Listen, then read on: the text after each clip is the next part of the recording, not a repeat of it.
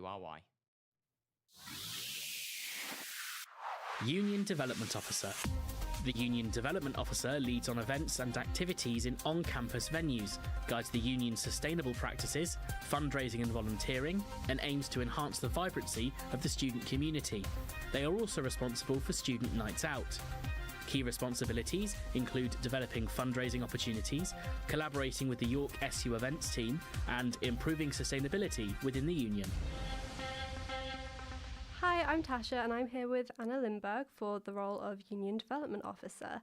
Please can you introduce yourself and briefly explain why you want to be the Union Development Officer next year? Of course I can. Hi, I'm Anna. The main reason I want to be Union Development Officer is because I think there's been a real lack of communication and a lack of trust in the SU between students and SU members of staff, and I really want to repair that, and I want student voices to actually be acted upon when they say what's wrong, for that to actually be implemented. And I also have a big commitment to sustainability and volunteering because of my history in it, and I know that forms majority of the role, so that's why. Lovely. Now, in your manifesto, you mentioned feeling not represented by the student union. Mm-hmm. What does this mean for you? So for me in particular, because I've been an academic rep, I've been in the History Society, like as a committee member, and I've run volunteering projects. For me, it means when you're actually in the room with sabbatical officers and they ask you what you're struggling with and you tell them and they write it in a Google Doc and then they close the laptop and they walk away. And I don't think they necessarily mean to do that, but I just don't think there's systems in place where they actually are able to act upon student voices. And I want students, when they feel a concern, to actually be able to tell the SABs, they review that and they actually action it. And especially with things like nightlife at the moment, I'm sure we're all aware, when students don't feel comfortable to tell the student union, but they do feel comfortable to tell like a social media account, I think that really shows a breakdown of communication. And I think that the SABs should do more to advocate for student voices and to actually reach out and get the experiences from students. Brilliant. And what have you said in your manifesto as the thing you want to improve this communication? Yeah, so the main thing that I want to do is implement a system. This is kind of across every aspect of what I want to do, so in events, in sustainability and volunteering. The idea of it is basically the issue being that we just have no idea where to report instances. So what I would like is kind of an informal system, kind of like a Google form, but maybe something a bit more high-tech level than that, with like QR codes everywhere, plastered on campus, on student plasma screens, in college newsletters everywhere, so students can scan it, because I think another issue is, as nice as it is for SABs to go to student venues, we have to work, we have like jobs that we need to do to pay rent, we have uni, we have so many things, we can't necessarily afford the time, we're very time starved, we can't go and meet people in person. So to have an online system, and then you can choose whether you want to be anonymous or if you want to put your name and have a further discussion with SABs, so that they can actually say, events, my experience at this club was terrible, or volunteering, I want to see this implemented, and then have that reviewed bi-weekly by SABs and put out on the SU page so that you can actually see the actions being taken and how your voice is being listened to and acted upon. Brilliant. Now, something else that you've said in your manifesto is to do with the cost of living. Specifically, you would like to introduce pound a pint nights in the student union and also create more student nights on campus. How is pound a pint nights feasible, given that most of the student bars on campus are already struggling? Yeah, I know that they say that I think it's either 5p or 7p, I can't remember, profit made on pints at pound a pint nights. I would look to communicate with York St John, because they do pound a pint nights, and I think that the thing is, if you've got enough people in the student bars, you would be making enough profit so that you could begin buying in mass and doing that. But also, I was having a little look at the finance system to what I could access. Obviously, I'm not a SAB, so I don't have full access to the finances, but there are some things we can do to be more energy efficient, to save money that way. There are costs that can be cut at the student union, not staff wages, obviously, or anything like that, but there definitely are cuts that can be done to implement something. If not pound a pint, definitely a reduction in cost to drinks to bring more students in as well. All right. How else could you help with the cost of living for students aside from nightlife and student bars? So my other big thing that I want to implement for sustainability, I have said it so many times, but they say that if food waste was a country, it would be the third highest producer of carbon emissions, behind like China and the US, which is crazy.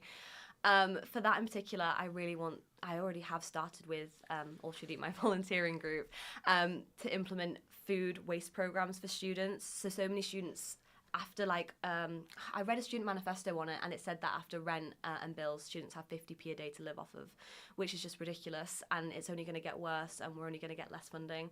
So to have like the waste products from NISA, Alcon Kitchen have already started working with us, the library, all the food venues, amalgamate, is that the word I'm looking for? Accumulate all this food waste, and I think that we can do more with the Shop, Save and Sustain programme to ensure that students are able to access this food and get cheaper meals to help with cost of living crisis, but also work with sustainability to reduce the amount of food waste that the university is producing. That sounds really good. Now, with the Shop, Save and Sustain programme, could you briefly explain what that is and how, in your manifesto, you said you wanted to implement a loyalty card scheme? How would this work in practice? Yeah, so the Shop, Save and Sustain scheme is something that I found while researching for my manifesto, but it's something that's been at the university for years and just no one's really known about it, which is evidence that it needs working upon. But basically, in the last 15 minutes at SU venues, you can get like massive reductions on the food there to try like reduce the amount of waste that they're producing.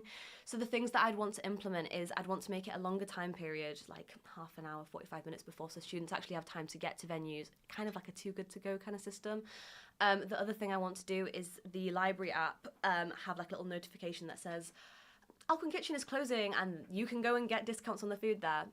The same way, I mean, I wrote my manifesto and then they just opened the new SU loyalty card on the app, but it would be a very similar thing to that. It just proves that it is something that can realistically be done. It would be a similar thing where if you do the food scheme, you go to Shop, Save and Sustain, you can get a little tally on there, and then after so many things you can get a free item of food that would be going to waste or something similar to that. Lovely. Now, with the food waste programmes, you said that you would like to expand the ones that we have at the university with additional funding. Mm-hmm. What kind of food waste distribution programmes has the university already got, and how would you expand those? So the Shop, Save and Sustain programme is the universities, and then for society-wise, All Should Eat, I'm pointing at myself here. All Should Eat, we've started one called Get That Bread, which we work with supermarkets, Waitrose and M&S to get bread and pastries out to students for free. And Enactus have started a pantry parcel packages program. So they have like little bags with meals that can feed a family of 4 and a little ingredient card. So the things that I would really like to do is expand those by getting them collaborations with the SU food venues, because in the past they have been able to work with NISA and stuff like that, but then that a different society had to close down. I want to reopen the collaborations that we have with other food venues, because I think by taking those waste products we can give that to pantry parcels to make more meals, and we can give that to All Should Eat to distribute more to students. Lovely. Now, a big part of your manifesto is about volunteering. Mm-hmm. You would like to make volunteering more accessible, rewarding, and fun for the student community. But how would you encourage more volunteering and also make this more accessible so that students from all backgrounds can benefit, such as international and neurodivergent students? Yeah, definitely. So I think that the massive issue with volunteering is that students just don't know about it.